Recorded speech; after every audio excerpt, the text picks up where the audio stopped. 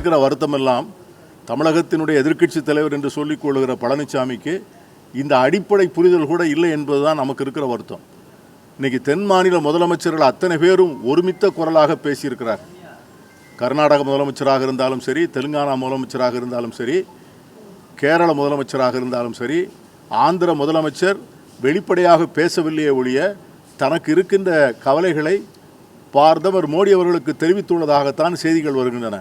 அந்த சூழ்நிலையிலே எடப்பாடி மட்டும் எந்த ஆபத்தும் இல்லை என்று சொல்வதை எப்படி ஒத்துக்கொள்ள முடியும்?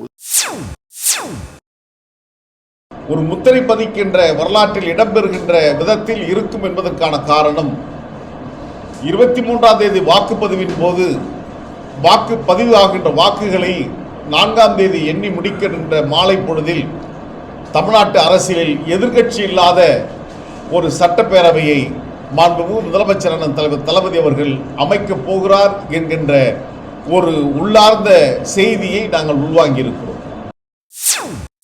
அண்ணாமலையோட பிரச்சாரத்தில் நேற்று அவர் பேசினது தேர்தலுக்கு பிறகு ஒரு புழல் சிறையிலேயே தனி பிளாக் ஒன்று கட்டுற அளவுக்கு இருக்கும், ஒரு 15 அமைச்சர்கள் ஊழல் வழக்குகளை உள்ளே போவாங்க அப்படின்னு சொல்லி அவர் அதே வேலையாக இருந்து வருது. இங்கே அதே வேலையை பார்க்குறாருன்னு நினைக்கிறேன்.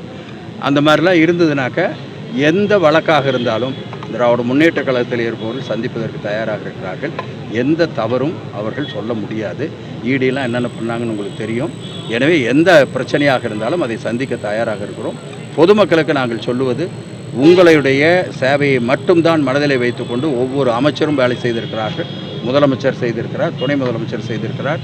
எனவே திராவிட முன்னேற்ற கழகத்தை பொறுத்தவரை மக்களுடைய சேவை தான் முக்கியமே ஒழிய வேறு எதை பற்றியும் நாங்கள் யோசிக்கவில்லை. எந்த தவறும் இல்லை என்பதை நான் தெரிவிக்கிறேன்.